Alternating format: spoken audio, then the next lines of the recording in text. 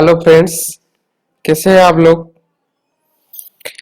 आज हमारा एक्सेल का थर्ड क्लास। क्या पढ़ने में आपको मजा आ रहा है या नहीं? कुछ तो कमेंट कीजिए, कुछ कमेंट करो ना। अगर कोई प्रॉब्लम हो रहा है तो मेरे को कमेंट करो। अच्छा ठीक है, आज हम एक्सेल का शॉर्टकट की और कैसे हम उसमें टेबल क्रिएट करते हैं, कुछ कैलकुलेशन करते हैं, कैसे सेव करते हैं, कैसे सेव एज को एग्जीक्यूशन करते हैं, कैसे फाइल को प्रिंट करते हैं, प्रिंट प्रीव्यू कैसे करते हैं, कुछ शॉर्टकट की एक्सेल के बारे में पढ़ेंगे।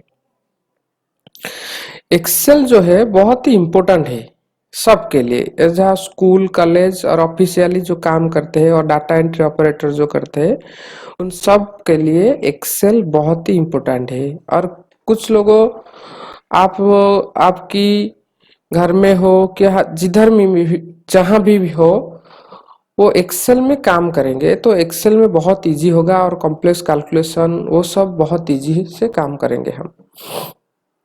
आजकल जो हम कुछ डाटा स्टोर करते हैं, को डाटाबेस बनाते हैं, तो स्कूल और कॉलेज वो बहुत इजी होता है एक्सेल से काम करने से। आज हम ये जो एक्सेल का टेबल क्रिएट किए हैं वो serial number, name, English, physics, chemistry, math, biology, IT, उसका हम टोटल कैलकुलेशन करेंगे और थोड़ा परसेंटेज कैलकुलेशन करेंगे। उसके बाद एक टेबल को हम सेव करेंगे। तो देखते हैं कैसे हम एक टेबल का टोटल कैलकुलेशन करते हैं। पहले इजिकल टू साइन इंसर्ट करना पड़ेगा, उसके बाद जो सब्जेक्ट मार्क है उसको सिलेक्ट करना पड़ेगा।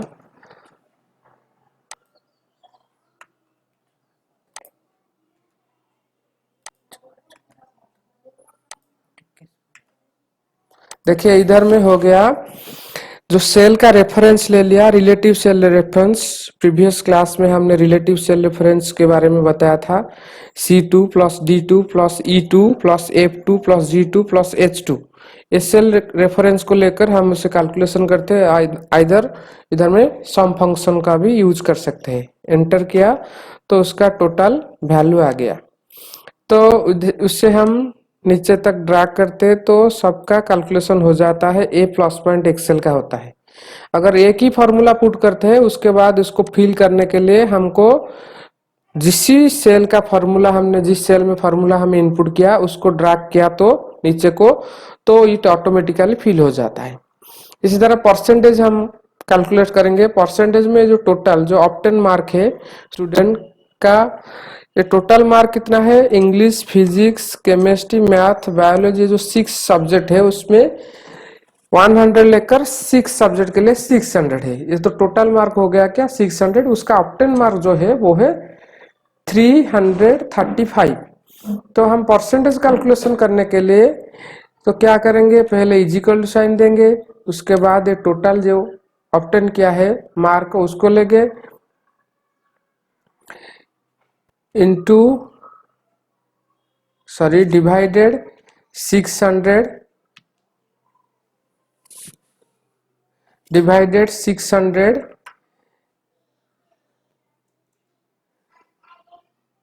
इंटू 100। तो इसे एंटर कर दिया तो उसका परसेंटेज आ गया। उसको ड्रैग किया तो नीचे तक ड्रैग कर दे तो उसका सबका परसेंटेज आ गया। इसी तरह से हम एक स्टूडेंट डाटाबेस टेबल का मार्क लिस्ट बनाया। अगर हम इस टेबल को नीचे लाना चाहते हैं, इसको सिलेक्ट करके इसका पॉइंटर जो आएगा इधर में इसको ड्रैग कर देंगे तो वो नीचे आ जाएगा।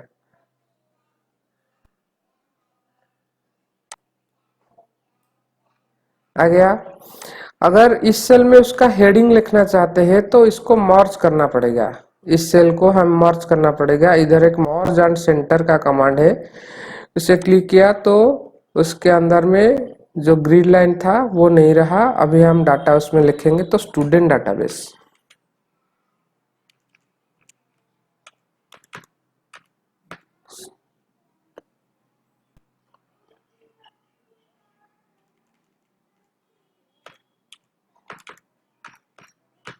कंप्यूटर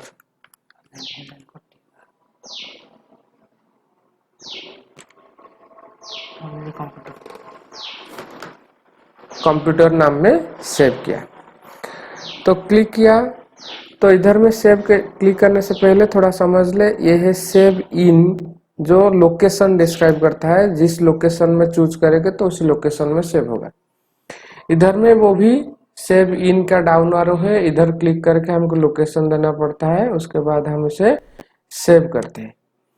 तो फाइल सेव हो गया। इधर देखिए हम कंप्यूटर फाइल का नाम कंप्यूटर दिया था, तो इसे इधर में टाइटल बार में कंप्यूटर आ गया। तो फाइल का नेम क्या है ना, कंप्यूटर। उसके बाद हम सेव एज देखेंगे। तो सेव एज क्या है ना, अगर हम एक फाइल का डुप्लीकेट और एक अनदर फाइल उसी नेम अनदर नेम पर उस फाइल को बनाना चाहते हैं, अनदर लोकेशन में सेव करना चाहते हैं, जो भी हो, तो हमको सेव एज का चूज करना पड़ता है कमांड। और एक बात याद रखना, वो इंटर में बहुत बार पूछते हैं, तो सेव का डायलॉग बॉक्स नहीं है। हम अगर सेव में क्लिक करते हैं फर्स्ट टाइम, तो वो सेव एज का डायलॉग बॉक्स अपीयर करता है। सेव एज में हमको क्या करना पड़ता है, वो फाइल का अनदर डुप्लीकेट बनाना पड़ता है कि अनदर लोकेशन में अनदर नेम में फाइल को सेव करना हो, तो हमको सेव एज को चूज करना पड़ता है।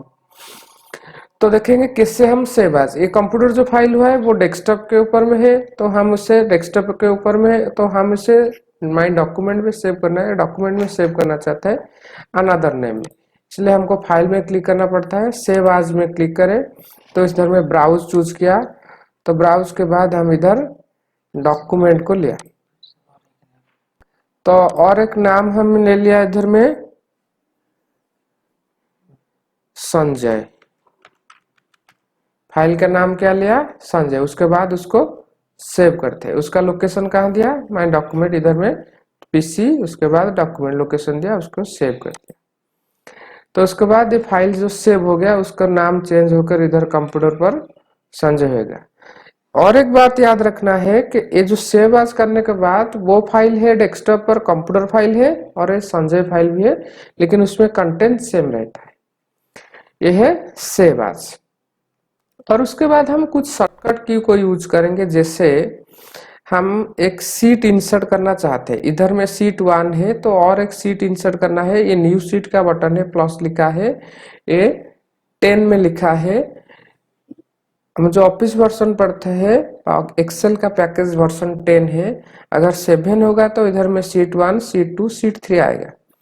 उसके बाद हम सीट इंसर्ट करना चाहते हैं, तो इधर में क्लिक करते हैं तो सीट 1 आ जाता है। अगर उसका शॉर्टकट यूज करेंगे तो शिफ्ट प्लस F11 को हम यूज किया, तो उसका सीट 3 इधर आ गया। उसका शॉर्टकट है, सीट को इंसर्ट करने के लिए शॉर्टकट है शिफ्ट प्लस F11। तो इधर में हम अगर हमारी एंड तक जाना चाहते हैं, कितने रो है, रो की एंड तक जाना चाहते हैं, तो कंट्रोल डाउन एरो को यूज करते हैं। तो कंट्रोल डाउन एरो को यूज करके हम एंड तक जा सकते हैं। फिर फर्स्ट रो को जाने के लिए कंट्रोल अप एरो मारते हैं, यूज करते हैं। उसके बाद कंट्रोल राइट एरो को यूज करके लास्ट कॉलम तक हम जाते हैं, और फिर से फर्स्ट कॉलम को आने के लिए हम कंट्रोल प्लस राइट एरो को यूज करते हैं। इसी तरह कंट्रोल के डाउन एरो, कंट्रोल के अप एरो, कंट्रोल के right arrow, down arrow, left arrow को यूज करके हम लोकेशन को चेंज करते हैं और पॉइंटर को चेंज करते हैं। और एक चीज आपको समझना है, अगर हम एक नंबर वैल्यू लिखते हैं, अगर हम एक नंबर लिखते हैं तो किधर में ना राइट अलाइनमेंट में आता है। इस सेल का राइट अलाइनमेंट, इसमें राइट अलाइनमेंट होता है। अगर किसका नेम लिखते हैं, राजू लिखा, तो वो आता है लेफ्ट अलाइनमेंट पर आते हैं। अगर आप चाहे तो इसको अलाइनमेंट चेंज कर सकते हैं, इधर में अलाइनमेंट चेंज कर सकते हैं।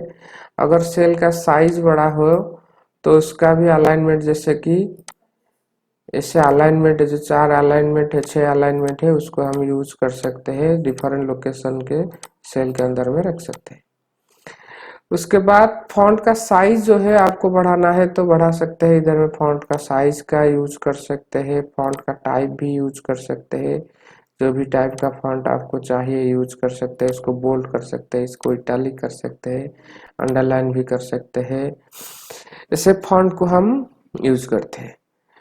इसी तरह अगर हम चाहते हैं तो आपको बता देता हूं मैं इधर में, आपके जो सेल है इस सेल में आप चाहे तो 32,000 कैरेक्टर तक लिख सकते हैं। उसके बाद इधर में कुछ कंटेंट्स को कट करना चाहते हैं, उसका शॉर्टकट है Ctrl+X। Ctrl+X यूज करके कट कर सकते हैं। तो इसको अगर हम कट करते हैं तो एक पॉइंटर इधर में स्लाइडर जैसे मूव करता है, अगर उसे पेस्ट कर देते हैं तो वो मूव हो जाता है। इस तरह पेस्ट करने के लिए हम Ctrl+V का यूज करते हैं, Ctrl+V का यूज करते हैं। इसी तरह आज हम देखेंगे कैसे डाटा को ट्रांसपोज करते हैं, कैसे डाटा को हम ट्रांसपोज करते हैं। सपोज हम कुछ डाटा लिखते हैं, इसी तरह से इसको रो वाइज हम जो कॉलम वाइज लिखते हैं, तो इसको हम ट्रांसपोज करना चाहते हैं तो हमको एक कमांड ट्रांसपोज का यूज करना पड़ता है। इसको सिलेक्ट करते हैं, सिलेक्ट करके उसको कॉपी करते हैं। अगर इसका डुप्लीकेट अनदर प्लेस पर ट्रांसपोज करके इधर में हम ट्रांसपोज करते हैं। लोकेशन पर हम सेल पॉइंटर को लाया, उसके बाद पेस्ट के डाउन एरो में क्लिक कर इधर में ट्रांसपोज हो गया, तो क्लिक कर दिया तो इधर ट्रांसपोज हो गया। उसे इधर में डाटा जो था कॉलम वाइज था, इधर में वो रो वाइज आ गया। तो इसी तरह हम डाटा को ट्रांसपोज करते हैं। कुछ शॉर्टकट की कहता हूँ, सेव करने के लिए शॉर्टकट की Ctrl+S, सेव आज के लिए F12। इसी तरह फाइल को हम प्रिंट करना चाहते हैं, शीट 1 में हमारा डाटा इधर में है तो इसको हम प्रिंट करना चाहते हैं तो प्रिंट प्रीव्यू करना पड़ता है। प्रिंट प्रीव्यू का शॉर्टकट है Ctrl+F2। Ctrl+F2 यूज करते हैं तो प्रिंट प्रीव्यू हो जाता है। पेपर पर कैसे दिखाई देगा तो इसी तरह से शो करता है। और एक चीज इधर देखिए तो इधर में एक्सेल का ग्रिड लाइंस नहीं दिखाई दे रहा है, वो जो रो कॉलम है वो नहीं दिखाई दे रहा है। क्यों नहीं दिखाई दे रहा है ना, इन एक्सेल रो और कॉलम जो ग्रिड लाइन है वो नहीं प्रिंट होता है। अगर आपको एक्सेल का ग्रिड लाइन जो बॉर्डर है उसके रो एंड कॉलम का उसको प्रिंट करना चाहते हैं तो आपको बॉर्डर कमांड का यूज करना पड़ेगा। तो बॉर्डर कमांड यूज करेंगे इधर, और एक बार देख लीजिए Ctrl+F2 को यूज किया, प्रिंट प्रीव्यू में दिखाई दिया, विंडो प्रिंट प्रीव्यू में आ गया, लेकिन इधर में ग्रिड लाइन शो नहीं करता है। उसके बाद हम देखेंगे तो अगर प्रिंट ग्रिड लाइन को प्रिंट करना चाहते हैं उसको सिलेक्ट कीजिए। सिलेक्ट करने के बाद इधर में जो ग्रिड लाइन है जो बॉर्डर है, बॉर्डर में ऑल बॉर्डर को यूज कीजिए। तो ऑल बॉर्डर को हम यूज कर लिया। तो ऑल बॉर्डर के यूज करने के बाद हम फिर से प्रिंट प्रीव्यू को जाएंगे, Ctrl+F2 मारेंगे, Ctrl+F2 प्रिंट प्रीव्यू किया तो अभी वो ग्रिड लाइन शो कर रहा है। तो जब भी एक्सेल में हम कुछ प्रिंट करना चाहते हैं तो हमको अगर ग्रिड लाइन लाना है तो इसीलिए हमको उसका बॉर्डर कमांड को यूज करना पड़ता है। उसके बाद अगर हम सेल में मल्टीपल लाइन लिखना चाहते हैं, इधर में शीट 2 में एक सेल है, इधर में हम कुछ नाम लिखते हैं, राजेश कुमार, संजय कुमार। तो और एक लाइन के लिए हम ऑल्ट के साथ एंटर की को प्रेस करना पड़ता है।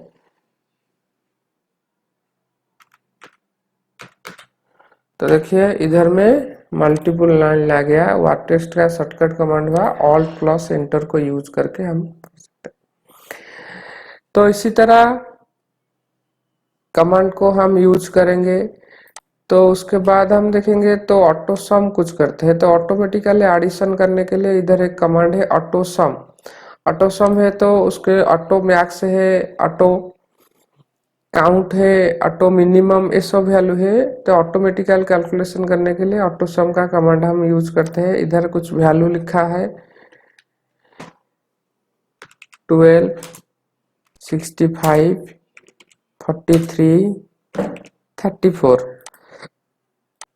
उसको सिलेक्ट करके ऑटो सम इधर में कर सकते हैं, नहीं तो उसका shortcut alt plus equal to को यूज कर सकते हैं, alt plus equal to use कर सकते हैं। तो इधर में ऑटोमेटिकली वैल्यू 154 आ गया। आया समझ में? इसी तरह से हम शॉर्टकट की का यूज करके ऐसे काम करते हैं। आपको कह देता हूं कि फाइल को सेव करने के लिए शॉर्टकट ही है कंट्रोल प्लस एस। फाइल का डुप्लीकेट जैसे सेव एज कमांड का यूज करना है तो उसका शॉर्टकट है कंट्रोल प्लस F2। अगर सीट इंसर्ट करना चाहते हैं तो उसका शॉर्टकट है शिफ्ट प्लस F11। अगर हमको ऑटो सम करना है तो उसका शॉर्टकट है ऑल्ट प्लस इजिकल टू। अगर कुछ डाटा को कट करना है तो उसका शॉर्टकट है कंट्रोल प्लस एक्स। अगर कुछ का सेल कंटेंट्स को कॉपी करना है तो उसका शॉर्टकट है कंट्रोल प्लस सी। तो अगर आपको प्रिंट करना है, को फाइल को प्रिंट करना है तो आपको कंट्रोल प्लस पी का यूज करना पड़ता है। अगर आपको लास्ट रो और कॉलम को जाना पड़ता है, लास्ट रो के लिए जाने के लिए आपको कंट्रोल प्लस डाउन वालों को यूज करना पड़ता है। फिर अगर आपको लास्ट कॉलम तक जाना पड़ता है तो कंट्रोल के साथ आप राइट एरो को यूज कर सकते हैं, तो और वापस आने के लिए कंट्रोल प्लस लेफ्ट एरो को यूज कर सकते हैं। उसके बाद हम देखेंगे फॉर्मेट पेंटर। फॉर्मेट पेंटर एक बहुत इम्पोर्टेंट और कमांड है जो आपके बहुत एग्जाम में और इंटरव्यू में पूछा जाता है। देखिए इधर हम सीट 2 में ये जो नाम है राजेश कुमार साहू, उसका हम फॉर्मेटिंग चेंज करते हैं। इधर में एक फॉर्मेट दिया और उसका कलर चेंज किया, तो उसका फॉन्ट का साइज का भी इंक्रीज किया, फॉन्ट का साइज इंक्रीज किया, तो इसका ओवरऑल एक डिजाइन हो गया, उसका ओवरऑल एक डिजाइन हो गया। तो अगर हम चाहते इसी डिजाइन को इस संजय कुमार ओझा के ऊपर में अप्लाई करना चाहते हैं तो फॉर्मेट पेंटर क्या करता है ना, वो जो फॉर्मेट है उसका डुप्लीकेट कर देता है। तो इधर हम पहले क्या करना पड़ेगा, फॉर्मेट पेंटर को चूज करना पड़ेगा। इधर हमको फॉर्मेट पेंटर को चूज करना पड़ेगा। उसके बाद आपके स्क्रीन पर एक सेल पॉइंटर के सिंबल के साथ एक ब्रश आ जाएगा और कौन सी सेल को आपको अप्लाई करना है उसी सेल के ऊपर आपको ड्रैग कर देना है। ये संजय कुमार ओझा को हमने ड्रैग कर दिया तो ऑटोमेटिकली चेंज हो गया, उसी फॉर्मेट का अप्लाई हो गया। इसको फॉर्मेट पेंटर कहते हैं। तो फॉर्मेट पेंटर क्या होता है ना, एक फॉर्मेट का डुप्लीकेट बनाने के लिए आपको फॉर्मेट पेंटर का यूज करना पड़ता है। आया समझ में? अगर कुछ प्रॉब्लम हुआ तो मेरे को डायरेक्ट कमेंट कीजिए। अगर पढ़ाई में कुछ प्रॉब्लम हो रहा है, अगर मेरी थोड़े लैंग्वेज में कुछ प्रॉब्लम हो रहा है तो आप मेरे को कमेंट कर सकते हैं। तो आज का क्लास कैसे लगा कमेंट करना और शेयर करना और हमारे चैनल को सब्सक्राइब करना। Thank you. This is all about today's class. Next class फिर मिलेंगे। Okay, bye bye everybody.